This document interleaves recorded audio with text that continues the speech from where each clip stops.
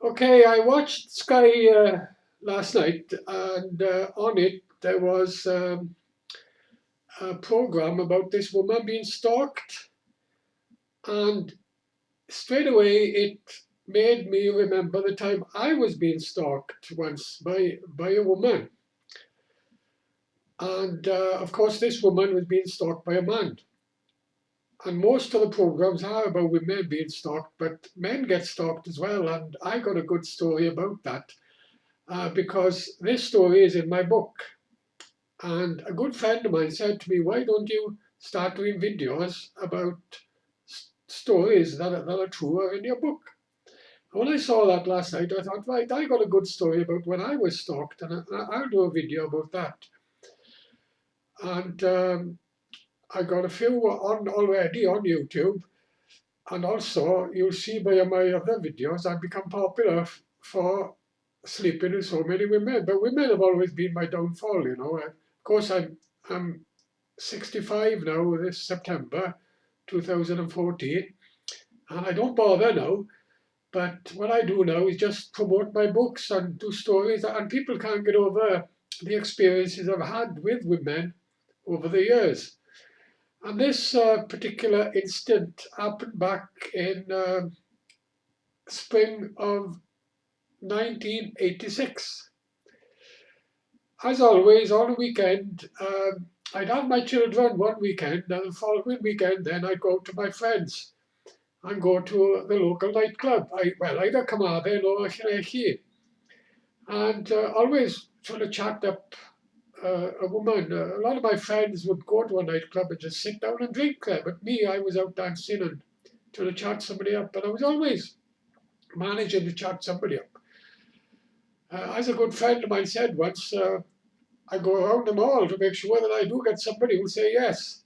But this particular night, I didn't have to do that because I saw this woman standing on her own by the bar. And as I walked in and I started chatting to her, and she looked really nice, you know. She had light hair, not bad looking, and a good body, you know. Everything I was looking for in a woman, you know. I always looked for a good looking woman and chatty and nice. And she seemed to be everything I wanted. And I asked her to dance, and we went to dance. And I bought her a drink. And as the night went on, my friends went their way, and I took this sort of food, and which I normally do when I chat them up. And when we got outside, she said, "Oh, come back to my place to have food. I'll cook you food," she said. She had a nice flat there in West End, in Llanelli. So anyway, back I went, and well, I can say her name anyway, Margaret, because she's no longer there. I don't know where she is now, but she's no longer around here at all, because I'm back and forth to Llanelli, and but I never see her. Anyway, I was aged 36 at the time. I'd had a divorce, and I was enjoying myself, having a good time dating all these women. And she was about 30. And we went back to her flat, and I got to say, I was bowled over with her cooking. She cooked me a beautiful meal, and I was really, really bowled over. And straight away, we started kissing, and I was in bed without no time. And I got to say, she was really hot, you know, and I didn't stop all night. And I'll never forget the next day, I could hardly walk. I was so tired. And the next day was Sunday anyway, fortunately. Wasn't working the next day, but I was working Monday. And I still felt tired, and my legs were really stiff, you know, after having sex all night with her Saturday. She was really, really good, you know. I gotta say, she was, oh my God. We didn't stop that night, and I arranged to go down and meet her in the week. And this time I was working. So I was, well, I knew I couldn't do much in the week because I was working an X-ray, but still I went down to meet her and stayed the night with her, and away we went again. And the next day I went to work. I was working underground as a miner, getting up early in the morning to go underground. And I was shattered. And I thought, I can't keep this up with this one, she's too much for me, but I like her. So anyway, I'd arranged her then to come back and stay with me the weekend. I wasn't having the children that weekend.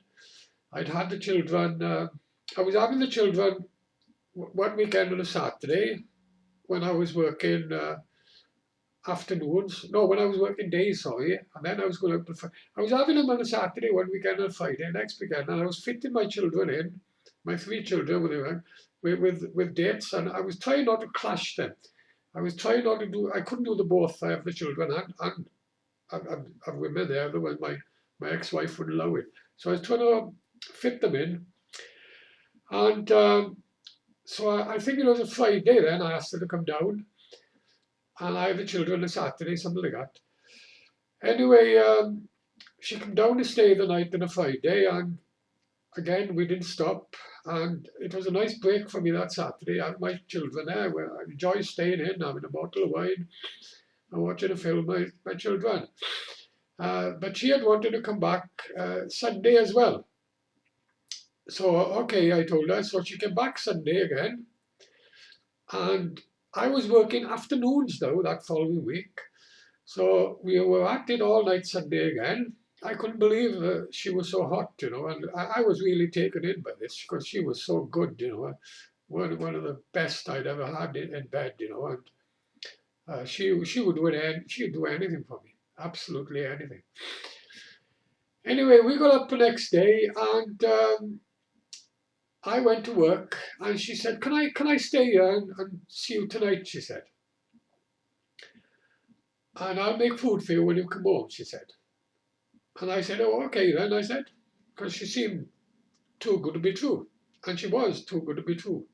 So I went to work that day, and all my miners were buggers for pulling your leg. And they were all on to me, "Oh, here he comes." And by now they were calling me Shagger and Casanova because they couldn't get over the women I was going out with. A lot of these old miners had worked underground since they were 14, and the only women they had were their wives. So they couldn't get over me having all these women. So they loved my stories, and I was telling them I found a good woman here and all that. Anyway, I got home that Monday night after working afternoons, about 11 o'clock, and I couldn't believe it. She had cleaned my house from top to bottom and even cleaned the outside shed and toilet. I was gobsmacked that she did all this. I couldn't believe how good she was.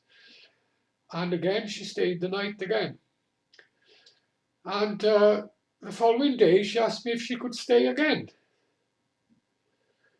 And I thought, oh, I was getting really tired now because I had 2 nights of her non-stop and I was working and I couldn't handle another night. So I said to her, no, come back again next weekend. And the following week now, I had the children, I think it was Saturday, and I asked her to come back on a Friday. And as it turned out, my children couldn't come down that weekend because my ex-wife, she'd go into a huff sometimes and stop me seeing her. So I would then go out and date my friends, we were always, even though we split up, me and the ex-wife, we were still falling out. We just, I was married for 11 years. How I stuck up for 11 years, I don't know. Anyway, so okay then, so Margaret came down and stayed again Friday and asked if she could stay Saturday. And I said, yeah. So I told my friends, oh, I'm not going out to do Saturday. And they all said, oh, be careful, Clive, you're getting involved again. And I said, no, this one's really good. I said, she's cleaning for me and everything, And all we did Saturday was, again, back and forth to bed. We were non-stop, I never met a woman so hot in my life. Anyway, Saturday night, about 8 o'clock, she ran out of cigarettes, you see, and there was no shop where I lived then in Poriats. I lived on the Carmarthen side in Maes Glass. And she wanted me to get her cigarettes. So I said to her, okay then, I'll get you cigarettes. And I went down to the club to get her cigarettes, which was about 10, 15 minutes walk away. And my friends said, oh, come on, have a pint with us, have a pint. Okay, so I had a pint and another pint. So I was there for 2 hours before I got home that night. It was gone 10. And I thought, oh, she must be wondering where I am because I got her cigarettes. Yeah, she must be gasping. So when I got home, I went up to my door to get in, and my door was locked. Now, I hadn't taken the back door key with me because it was supposed to be open. I had a big bolt inside as well that she had put across. So even if I had a key, I wouldn't have been able to get out. So I knocked the door and I shouted, open up. I said, why have you locked me out? I couldn't understand this. Now, with a bit of luck, I had the front key on me, door key. And she didn't know this because she had locked me out to my own house. So I managed to get into the front door. And I went around and she was in the kitchen with a bread knife. She was standing there with a bread knife. Her eyes were staring at me and there was froth coming out of her mouth. She was raving mad. I've never seen anything like it. I shit myself. I'm going to kill you, she said. Where have you been? She was screaming at me. And I thought, oh my God, what's going on here? Where's the nice Margaret?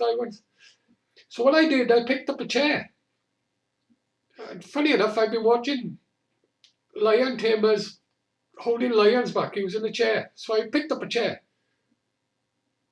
And she was coming at me with the knife, and I pushed the chair against her. And what I did, using all my strength to push the chair against the wall. And I held her against the wall, and I managed to get a hand with a knife. And I let the chair go, and I pulled her down by her hair. And she was strong. I could barely just pull her down by her hair. And I was holding her face on the floor, and she was screaming like a pig. And I was saying, let go of the knife, let go of the knife. And she let the knife go. And because I knocked her head on the floor, I made a nose bleed, you see. So she put her head up, and her nose was bleeding. And I opened the back door, and I told her, get out, and I threw her out. Now she ran up the road, and she saw two friends of mine coming up from the club, because this was going on now, about 11 o'clock. And she told my friends, oh, look, Clive's hit me. Look at my face. He was covered in blood. But I hadn't hit her. I was holding her down on the floor. Anyway, she went to phone the police. Half an hour went, and the police came knocking on my door, two policemen, a sergeant and a constable from Llanelli.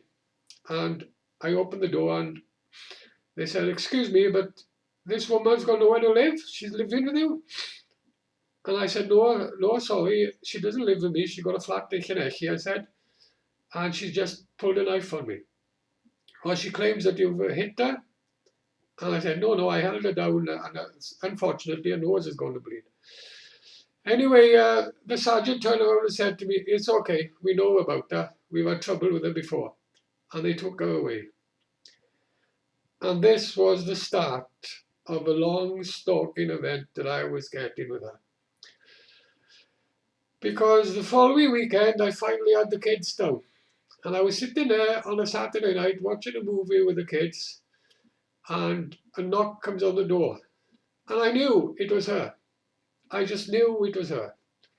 I went to answer the door, and she was shouting, I want to talk to you. I shouted at her, get away, I got the kids here now, get away. So I locked the door. She came round the back window, knocking the window.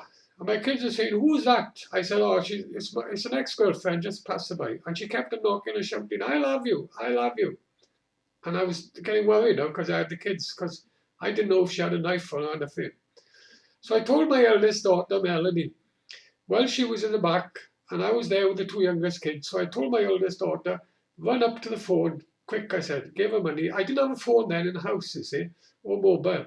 We were back now, 1986. So my eldest daughter ran up to the phone and phoned for the police. The police came again and took her away. Anyway, that was the start of many visits. The following Friday, I went to the nightclub and I met a Sharon there. And me and Sharon hit it off. And Sharon was coming back to me, and we were standing by the bar, and up she comes, and she goes to me, "Who the hell is this woman?" And I told her, "Clear off now." "Who are you?" She goes to her. "Sharon," she said. She was such a nice little woman, nothing like this Margaret. And she said to this Sharon, I'd only just met her, "Do you love him?" And she said, "Yes." And with that, she went to throw a punch at the Sharon, and I went in between her, and she caught me on the nose. And she gave me a nosebleed because she had a hell of a punch. She was strong. The bouncers came, grabbed hold of her, and threw her out. And I told this Sharon, I said, "Be ready, she'll be waiting outside." And this Sharon said to me, "Oh my God, Clive, what was that?" And I said, "Well, she's an ex-girlfriend." "Ex-girlfriend? You went out with her? You're crazy going out with a woman like that. What came over you?" "I don't know. She was nice at the time," I said. Anyway, we were walking out the nightclub, and there she was, up the road looking, and she came running down, and there was two policewomen across the road, and I shouted, "Police, police, she's attacking me." And the two policewomen ran across, right? And she comes running into me now, and the Sharon, and I just pulled her arm one side, and she goes flying on the floor. Her shoe came off, her ass was in the air, and a bag fell her. By then, the policewoman got to her and got hold of her, and she started hitting the police. She was going crazy.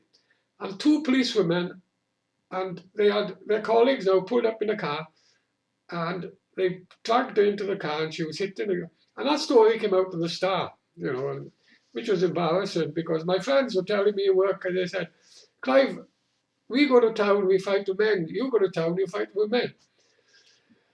Anyway, I thought, that's the end of that now. She's been arrested. I was hoping now she was finally going to be arrested. Anyway, that following week, I was afternoons again, and Wednesday night, I was in bed, and going on to Thursday morning, 2 o'clock in the morning, I heard a big bang. Now, the door I had then, it was a council house in my class. It wasn't double glazing, it was one of these old doors. Even though I had a bolt to go across, I hadn't thought of putting the bolt across because the lock wasn't that stable. And she must have known this because I heard a bang. I woke up 2 o'clock in the morning, and I could hear Margaret walking up my stairs shouting, "Clive, I love you, I love you." And I was sitting up in bed thinking, "Oh no, she is back." So I got out of bed, and she was crawling up my stairs, drunk, out of her mind, and totally lost it. And she had a taxi out, sent a taxi away. The phone was right up the road. I couldn't go and phone for a taxi to pick her up or phone the police and leave her on her own in my house because God knows what she would have done. I had to stay there with her. I had to get her into bed. I had to use my head there now, get her into bed. She was growling all over me, saying she loves me, and she was crying, "I miss you, Clive, I'm sorry," So I know a lot of people who know me say I was stupid for doing this, but I had to make love to her. I had to give her sex. That was the only way I was going to get her to sleep. So once she had sex, she slept like a log then, and so did I, because I was working afternoons the next day. The next morning, we got up, and she was shaking. Now, that's the first time I seen somebody shaking after doing it. She was shaking like a leaf. She was shaking. And I went to town with her now. I said, "Come on,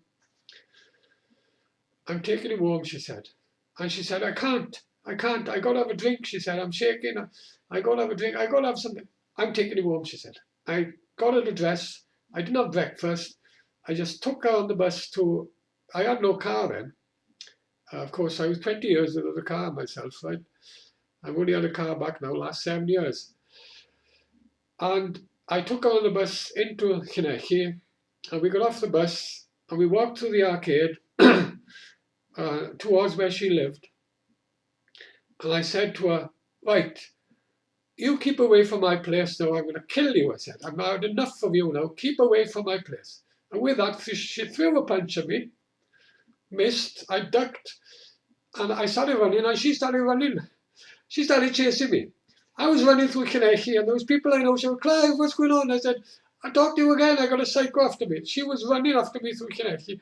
Everybody was looking, and I had to run all the way around. Fortunately, because she had had that drink, and she had a hangover, and I was able to outrun her. Anyway, I finally got home and left her in town. And now I had to use the bolt now across my door because she would come back again. And I told her this. I said, I'm going to bolt my door, so don't try kicking my door down again. And I'll get the police next time, I told her. Anyway, the following Friday, I was in the nightclub and I chatted to a woman from Paradise after we were sitting there. And this woman from Paradise was, well, my mate, Dodo, my mate, we call him Dodo, he was with me and he chatted a friend up and I chatted her. She was a bit stalky and big, but I thought I'll go out to her for Dodo's sake. And lucky because she could handle herself, because this Margaret came in, saw me with this one, and I told this one, look, my ex-girlfriend's coming. And this one said to me, I'll sort her out. And she was only small, but she was stalking. Margaret came up to me, sitting with this one, and said, who are you? Told this one, and this one said, F off. F off. And Margaret said to this one, outside. And this one said, come on, outside. And she told me, I'll be back now. And I thought, hang on, Margaret's a bigger girl than this one. She's a bigger woman, more stalk, more masculine, and this one is short. But out she went, and I told a friend, she's going to have to Margaret. Margaret will kill her. And a friend said, no, you watch. Anyway, about 20 minutes, in she comes, not a mark on her. And I said to her, where's Margaret? Out cold. I gave her a pasty, she said. Oh, do you know, I said, I love you, I said. You've finally given her a pasty. Anyway, I went back to stay the night with her in Paradise. And well, I remember, I stayed the night with her, and I got up the next day, and she stole my money. She stole my money because I had no money left in my pocket. Because she was back and forth to the toilet all night. I was sleeping like a log after having sex with her. And she must have taken that chance then to take money out of my pocket.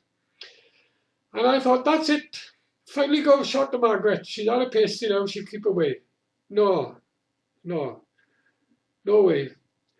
Margaret kept on coming back. Kept on coming back, knocking on my door. Kept on coming back. And the following weekend, I was in town with Dodo, and she came up to me, went to throw a pint over me, and I ducked, and the pint went over Dodo. Dodo was soaking. She threw a pint over Dodo, but she tried to throw a pint over me. The bouncers threw away. She was banned from the nightclub eventually. She had a police injunction to stay away from Pontiats. And after about 6 months of stalking, I finally got rid of Margaret. And I'm telling you, I was taken in because she was so good in bed. She won me over. And that was an amazing story in my life. That's in my book. And, well, I don't know where she is now. I don't know if she's alive or not. I'm just so glad I never see her again. Okay?